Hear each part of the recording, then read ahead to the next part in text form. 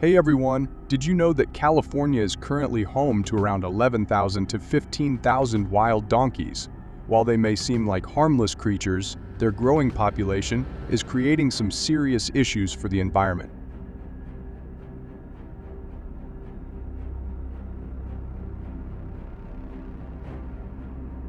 These animals, with their constant grazing and trampling, are throwing the natural balance out of whack, leading to damaged ecosystems and even affecting local agriculture.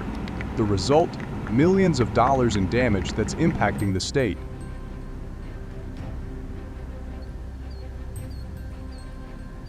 So what kind of havoc have these wild donkeys really caused in California, and what can be done about it? Stick around, let's dive into this fascinating topic together. And don't forget to hit subscribe to stay in the loop with our latest updates.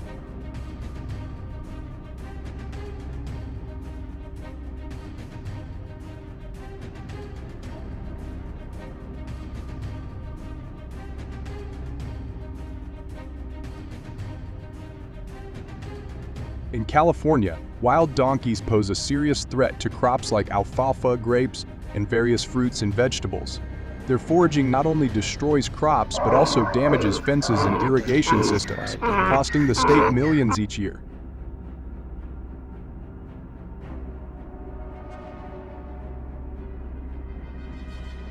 In one case, a Southern California alfalfa farm suffered over $100,000 in losses after a herd of donkeys ravaged the fields and wrecked irrigation equipment. These incidents highlight the costly impact of unchecked wild donkey populations on agriculture and property.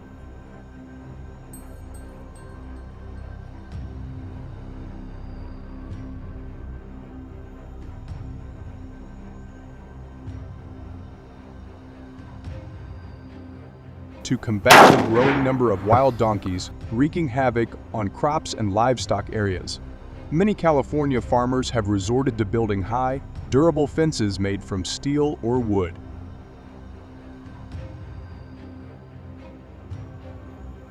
These fences offer a practical way to protect valuable farmland and livestock from donkey intrusions. While this method provides immediate relief by keeping the animals out, it's only a temporary solution. The wild donkey population has been increasing by around 20 annually, driven by a lack of natural predators and favorable breeding conditions. This surge in numbers has led to competition between livestock and donkeys for limited food resources, straining the local environment even further. With the situation escalating, what steps has the U.S. government taken to reduce the donkey population to a more sustainable level?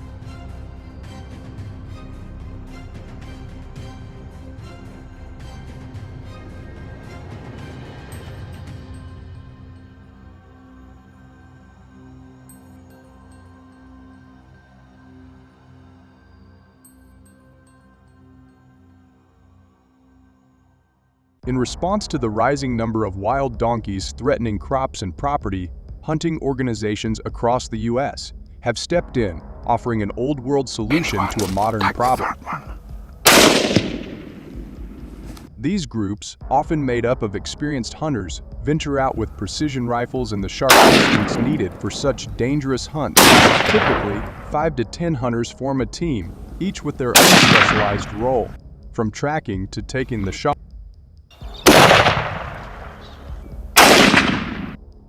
The thrill of the chase is only matched by the skill required to pull it off, and these hunters rely on everything from traditional tracking methods like hoof prints and broken branches to high-tech tools like GPS and drones to pinpoint the elusive donkeys. And what are you learning?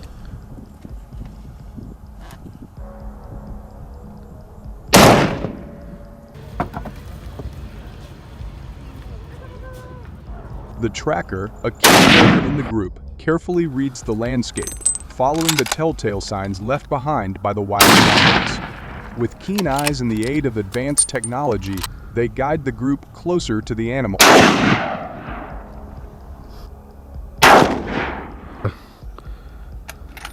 Stealth is vital. Hunters must stay hundreds of yards away to avoid spooking their prey.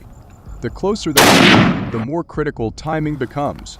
When the donkeys are finally in sight, it's all about precision.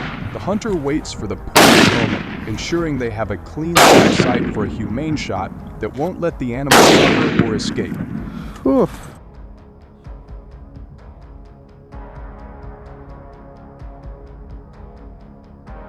When it's time to strike, the main hunter steps forward, rifle in hand, prepared to make the shot count.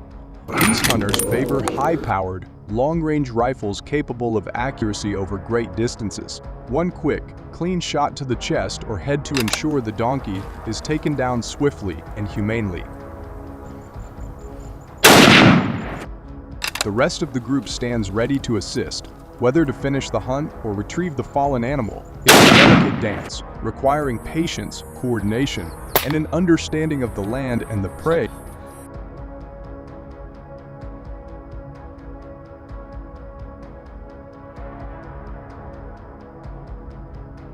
With these well-orchestrated hunts, groups can take down several donkeys in a single outing, making a noticeable dent in the population.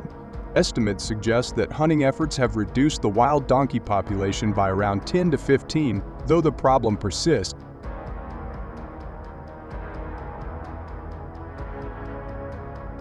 So, what do you think? Does this method strike the right balance between efficiency and conservation?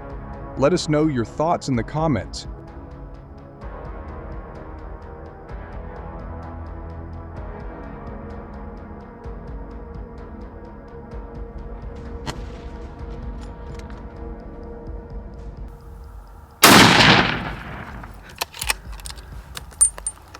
The number of wild pigs in the United States has a fifth. Next, let's learn about an invasive species that is becoming an increasing nuisance in the United States. Wild monkeys are gradually becoming a serious invasive species in the U.S., especially in Florida with about 5,000 individuals. Their presence not only threatens the health and safety of people, but also poses great risks to agriculture and the biodiversity of native ecosystems.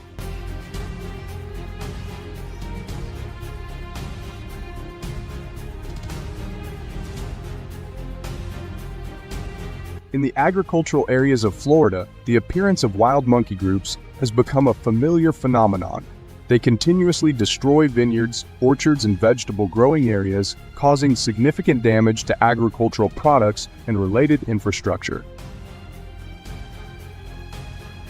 The distribution of these monkey groups is influenced by many factors, including environmental conditions, food availability, and interactions with human activities, leading to large fluctuations in conflict levels, conflicts between different areas in Florida.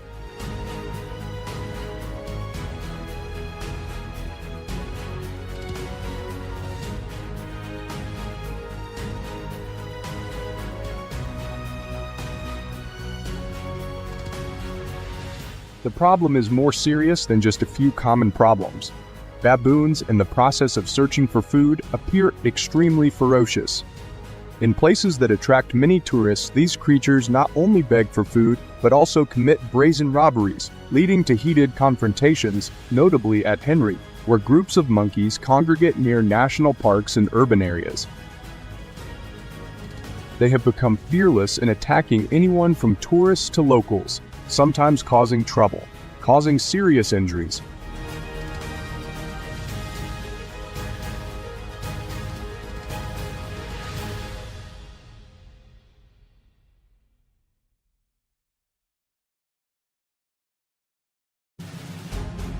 Faced with the harmful effects of wild monkeys on agricultural activities, using guns to control their numbers is a practical solution. However, it is important that hunters strictly comply with legal regulations, including having a valid hunting license issued by the competent authority before hunting.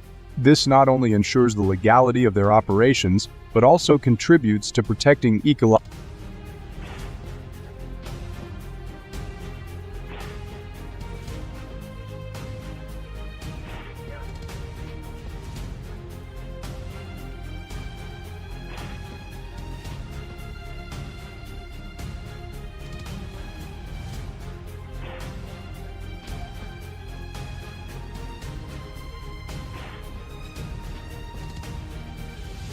Farmers in Florida are facing severe damage to their agricultural production, Due to continuous attacks from baboon groups, to protect their livelihoods, they are forced to use guns as a last resort.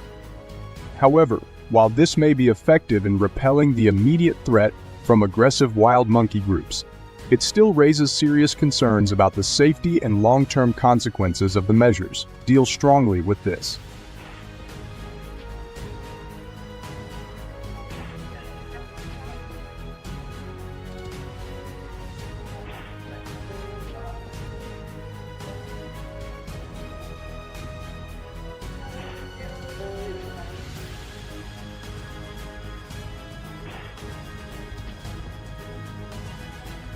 To ensure safety and a deep understanding of the prey's habits, the hunter carefully prepares wild monkeys' favorite foods, including bananas, mangoes, and corn. These dishes not only attract them to a specific area, but also help hunters hide conveniently at a prearranged observation point. From this hidden position, the hunter patiently waits for the right moment to make precise shots at his target.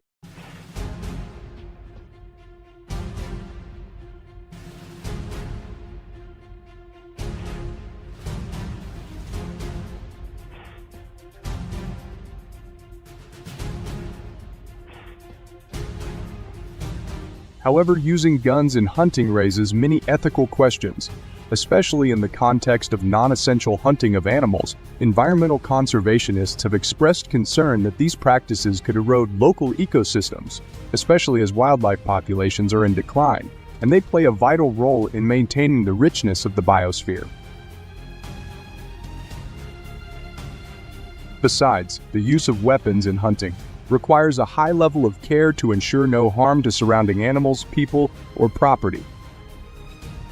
Queensland and New South Wales are home to the largest feral pig populations in the country, with estimates ranging from 5 to 9 million pigs.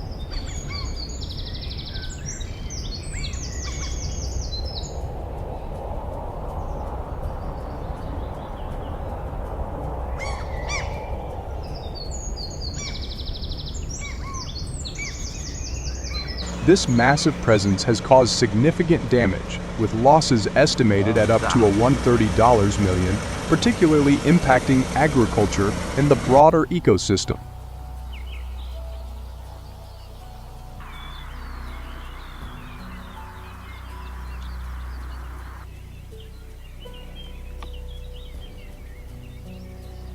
Both provinces invest around $19 annually in efforts to manage and mitigate the effects of feral pigs on their land and environment.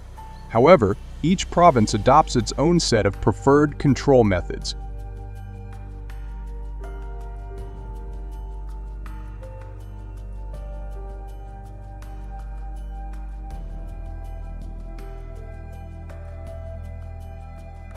So what strategies do hunters in Queensland and New South Wales use to combat the feral pig population?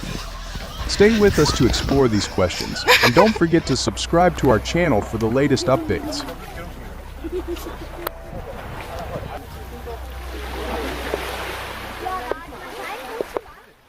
In Queensland, hunters often prefer to hunt wild pigs with dogs because the region's large and diverse habitats are ideal for wild pigs' development and reproduction.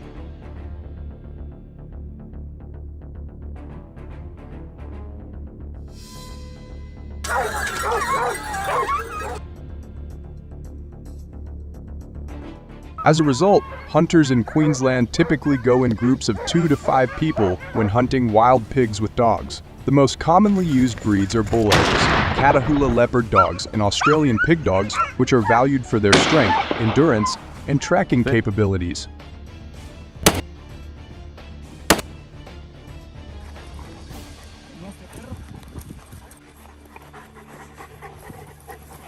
Along with that, hunters usually equip their dogs with GPS collars, costing between $200 to $400 odd each, to monitor their movements. Additionally, hunters carry knives, usually with blades ranging from 15 to 30 centimeters, for close encounters, and some carry firearms as a backup. Good down.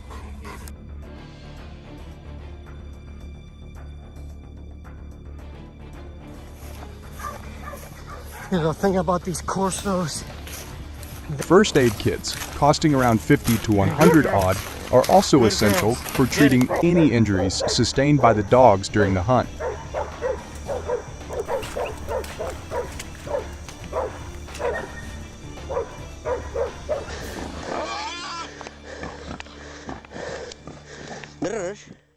When the dogs detect a wild pig, they will typically signal their discovery by barking loudly and attempting to hold the pig in place.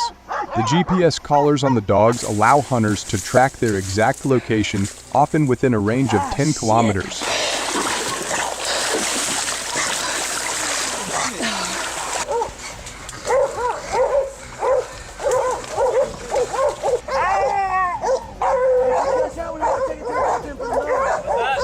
Upon receiving the signal, hunters quickly move towards the dogs, sometimes covering distances of several kilometers over rough terrain.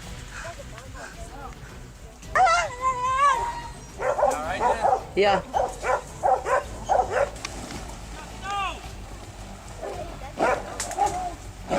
The dogs' continuous barking helps guide the hunters directly to the scene where the pig is being held. Have you ever wondered what it takes to safely and humanely secure a wild pig during a hunt?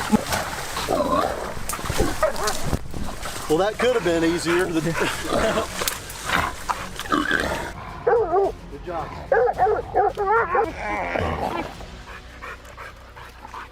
Good job, Bubba. Upon arriving at the location, hunters must act swiftly and carefully to secure the wild pig. They often use knives to deliver a quick, humane kill, typically targeting the heart or lungs. Come on. Right here, we're at the end of this tree.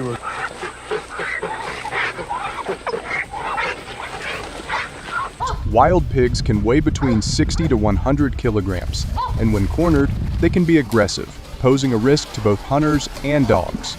To mitigate this risk, hunters often work in pairs, with one person restraining the pig while the other delivers the kill.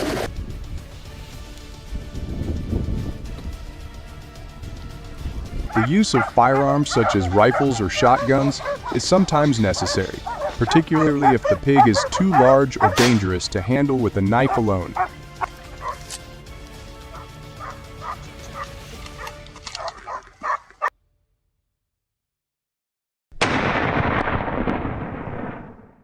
After the hunt, Queensland hunters should follow strict protocols to ensure the safety and well-being of their dogs and the environment.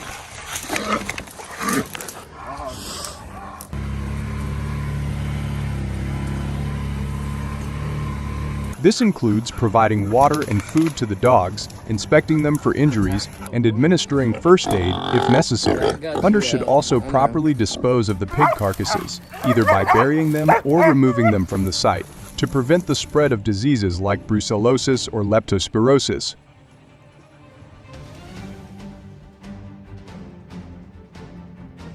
Additionally, hunters are required to comply with local regulations, such as obtaining the necessary permits and reporting their catch to the Department of Environment and Science, which monitors and manages wild pig populations in the region. Do you agree with this method? If yes, please like the video. If no, leave the number 0 in the comment section to share your opinion. That's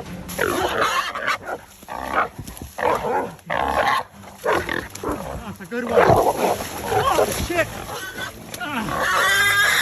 In New South Wales, hunters often choose to hunt wild boar with rifles due to the state's diverse terrain, which includes around 800,000 square kilometers of varying landscapes such as open plains, farmlands, and dense forests.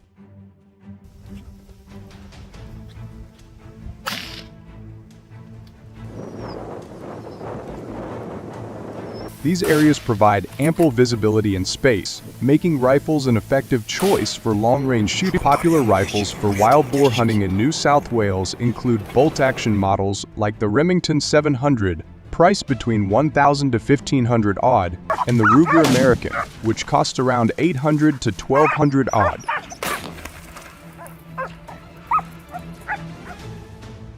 These rifles are commonly chambered in powerful calibers such as .308 Winchester or .36 Springfield.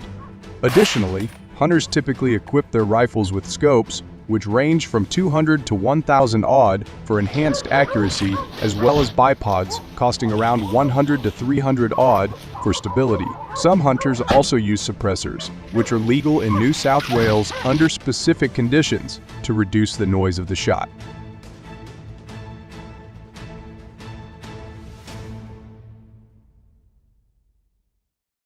To legally hunt wild boar with a rifle in New South Wales, hunters must obtain a New SW restricted game hunting license, which costs 75 odd per year for adults or 40 odd for juniors under 18 years. This license can be obtained through the New South Wales Department of Primary Industries by applying online or at authorized service centres.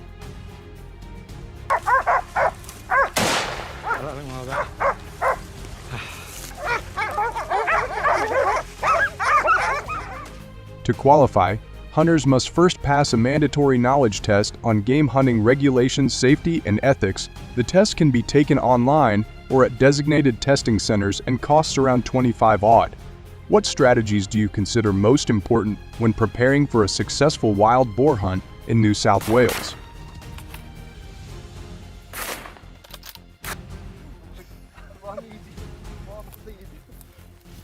When planning a wild boar hunt in New South Wales, hunters should consider the hunting season and terrain.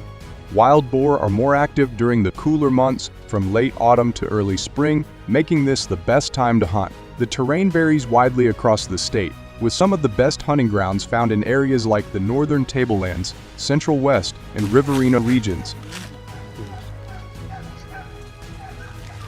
Therefore, hunters must be well prepared with essential gear, including weather-appropriate clothing, GPS devices, and high-quality optics to ensure success in these diverse environments. So how do hunters in New South Wales stay responsible after a successful wild boar hunt?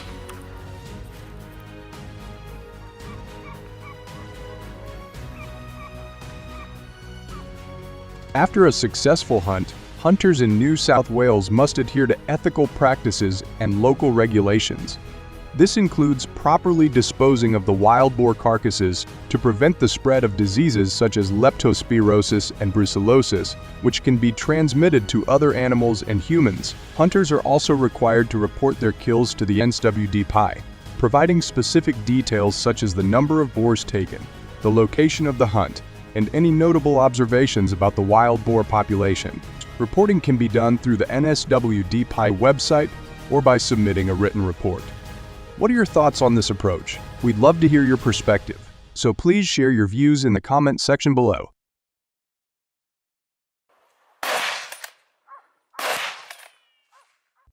Australia has been grappling with a unique and severe issue: millions of invasive elephants wreaking havoc in inhabited areas.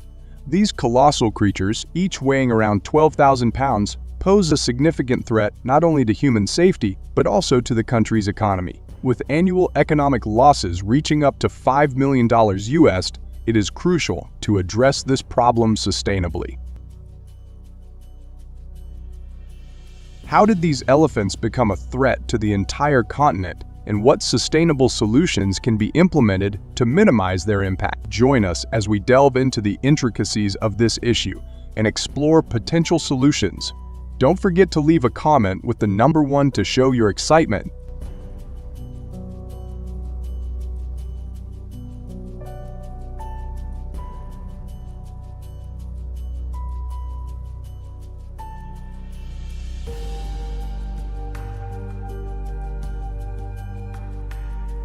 On November 15, 2022, Australia witnessed an unprecedented event that highlighted the growing crisis of invasive elephants.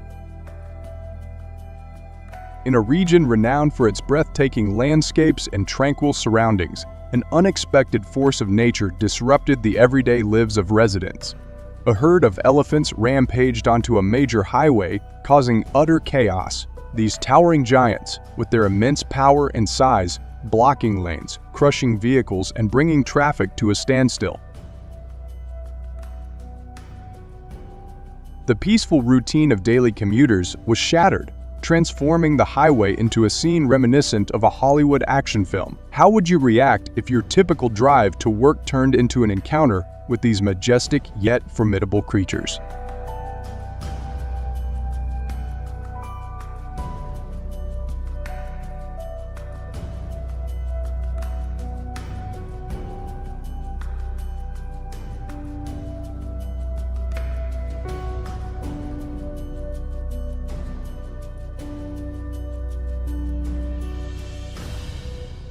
Besides, according to the Ministry of Tourism and Wildlife of Australia, in 2022, 15 recorded elephant attacks were recorded in tourist areas alone.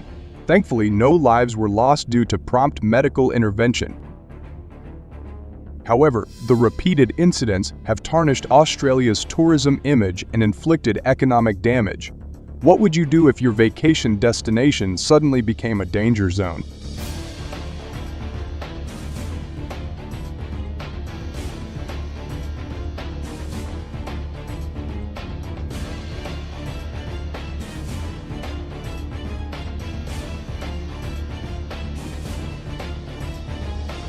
Tourism is an important component of the Australian economy.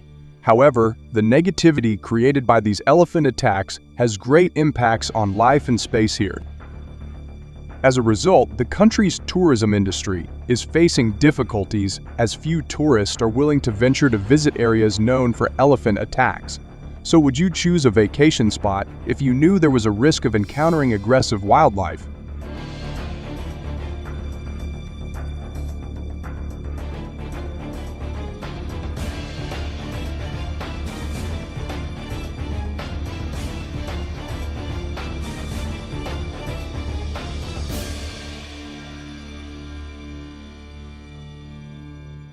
For many years, Australians were prohibited from hunting elephants, thanks to a 7-year hunting ban in protecting the country's wildlife and natural resources.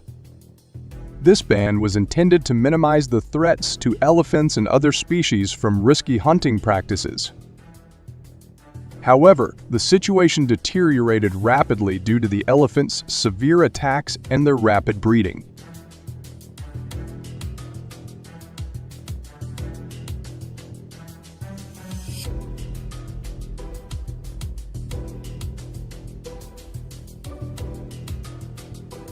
The Australian government eventually decided to lift the hunting ban. This decision, controversial yet deemed necessary, aimed to control the burgeoning elephant population. In 2023, the number of invasive elephants dropped from 130,000 to about 88,000 thanks to regulated hunting activities. Does lifting the ban seem like the right move, or are there better alternatives?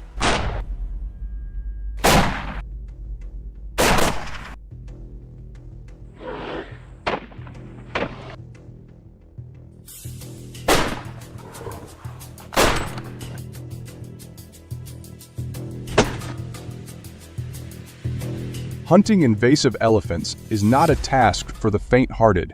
It requires at least 3 hunters to ensure safety, given the elephant's size and strength.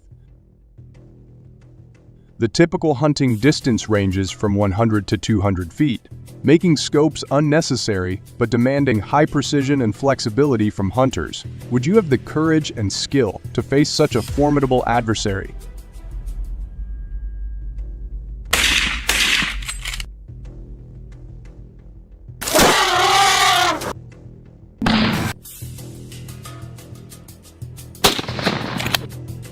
So, given the controversies surrounding hunting, many advocate for more environmentally friendly methods to control the invasive elephant population. Some suggest using advanced technology, such as drones or GPS tracking, to monitor and manage elephant movement. Others propose relocating elephants to less populated areas or sanctuaries. Do you support dealing with millions of invasive elephants with guns? If yes, please comment number 1. If you disagree, comment number 0. If you find the farmer's method of using guns ineffective, please share your thoughts on other methods you believe could work.